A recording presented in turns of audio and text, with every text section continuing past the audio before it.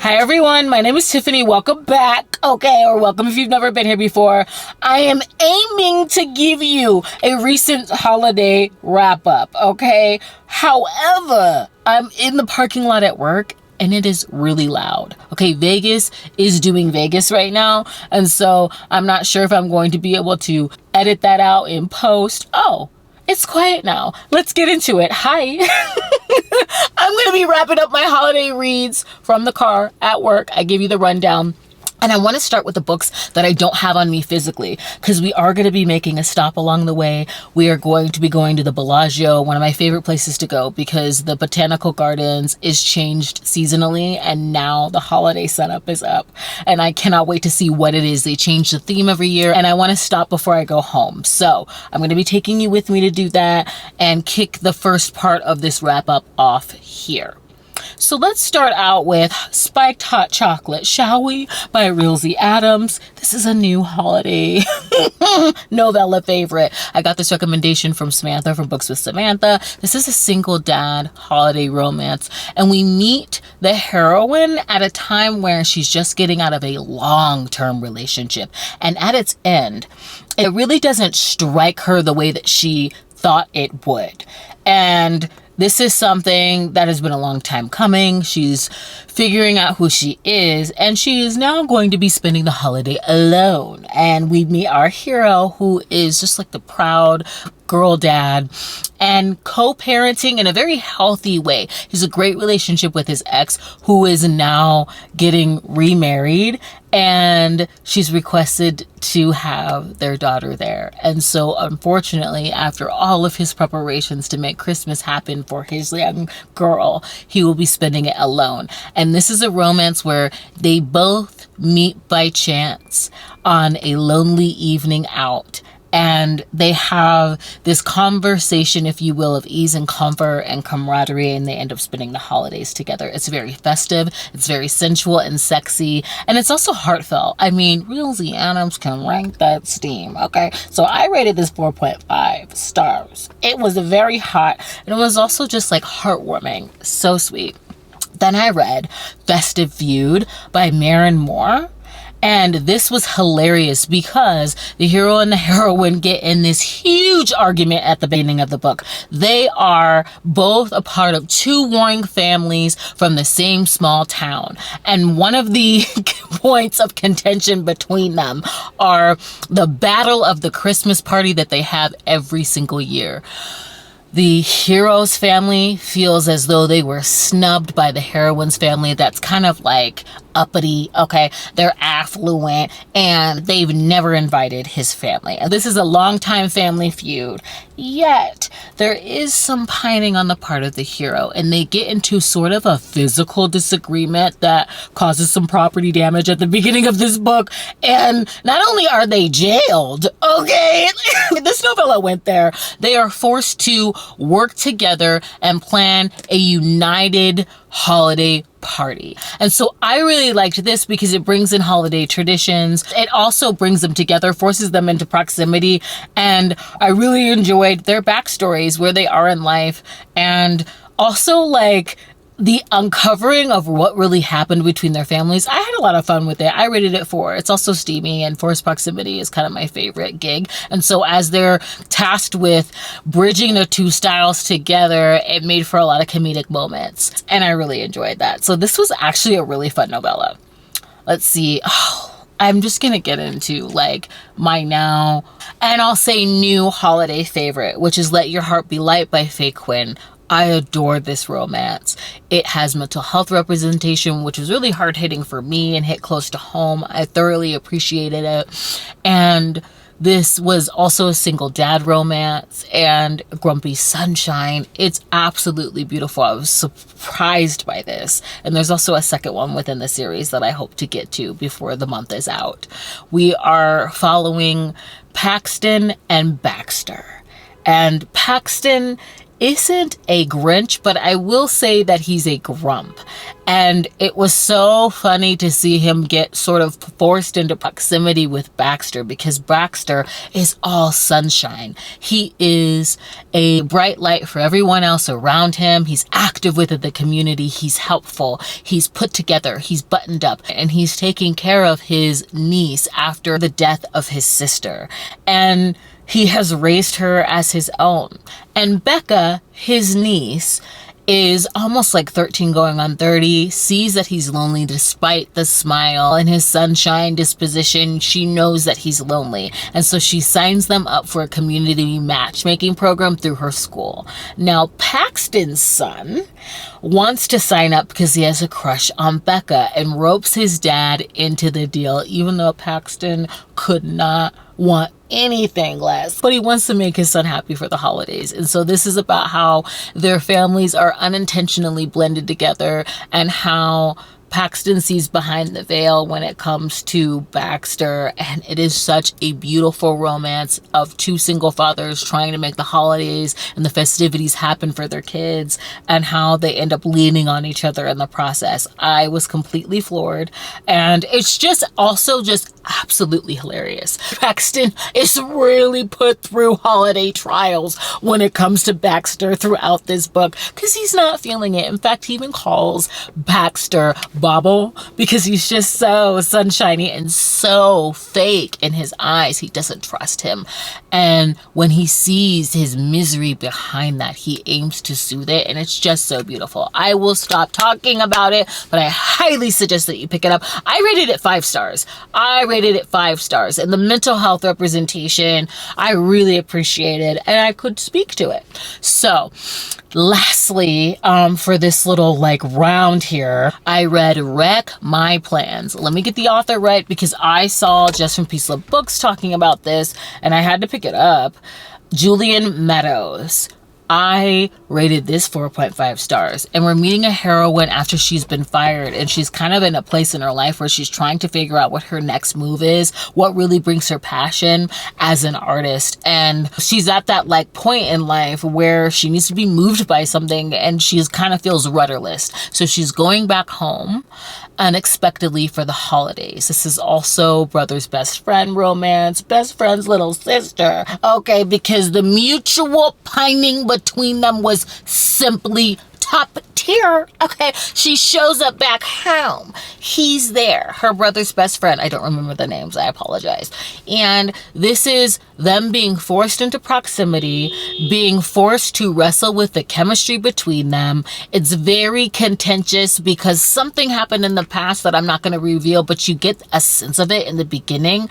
And the way that they think of one another, they're always at the forefront of each other's minds, and they're forced into these holiday dilemmas where her mother is sending them to complete these tasks. And the hero in this is just so emotionally intelligent. He's so caring. There's also a through line centered around foster care. He grew up in the foster care system. He's really great with children. He's baking. He's making himself useful. He's also I think this is age gap as well, because he's a little bit older than her. Whatever excuse that he can give as to why it can't work out between them. Doesn't feel like he's good enough. Doesn't feel like he can live up to all that she is and all that she deserves. Can you tell I'm in the parking lot? This was just simply top tier when it came to the sexual chemistry and the tension and the games that they play with each other. It was just simply top tier. So again, I rated it for 4.5. I had a really great time. I'm going to say we're going to head out to the Bellagio now, and we will finish out when I get home with all the physical books that I've read. So these are going to be an amalgamation of what I've read in November as well as this month, but I'll be back. Let's go to the Bellagio.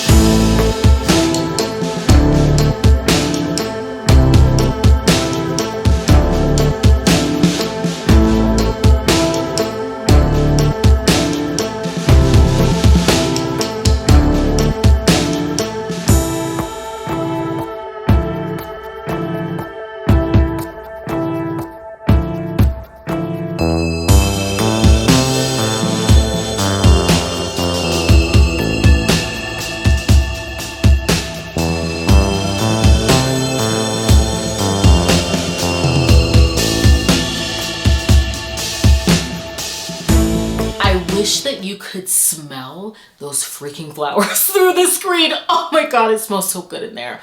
Oh my gosh, because they use live flowers. I wasn't expecting them to do the nutcracker. They do not tell us. Last year it was gingerbread, okay? It's different every year, and I'm so happy that I went. Just be warned, you are going to be seeing that a lot in my future videos because it's a place that I go habitually. Oh, it's just amazing. Anyway, we're back. We're going to continue on with the rest of the holiday reads that I have. But first, I do have book mail from Samantha. I did not know that this was book mail. I'm not used to receiving packages at this house. Now my mail is forwarded. The wish list has been updated. But she sent me Set the Record Straight by Hannah Bottom Young. And I'm so grateful because this is a sapphic childhood friends to lovers holiday novella that I absolutely adored last year. And I'm so thankful. Thank you, Samantha. I love it. I love it. And I was so surprised. I thought it was a book that I ordered for myself. Again, sneaky little minx. She has this address, and so I was not expecting that, and I'm so grateful. Anyway, let's get into the books.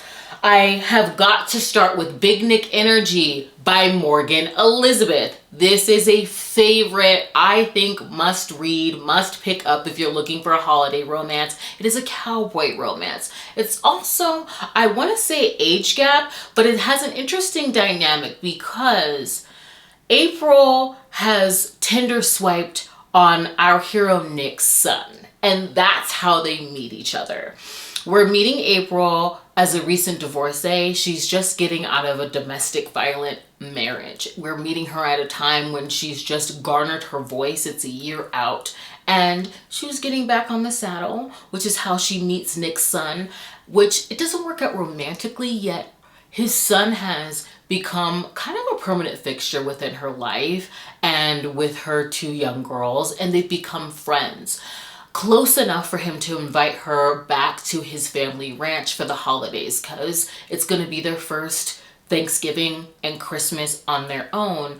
And that is how she meets Nick. Okay, Nick, our cinnamon roll cowboy, just serving acts of care type of hero that I absolutely adored.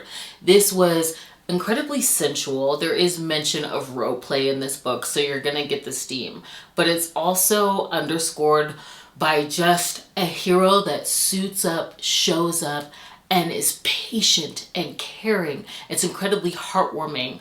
The healing that she acquires in light of their romance was just so beautiful. And this starts out with a Thanksgiving dinner at his ranch, okay, where he's immediately caught off guard by her beauty and just the air of her, but he's put off because he believes that his son has feelings for her, and so he's taking a step back. And at this dinner, he sort of makes a holiday faux pas by mentioning Elf on the freaking Shelf to her daughters. Which means for her as a single mother, okay, first holiday on her own, trying to make the holidays happen for her girls, that creates more work.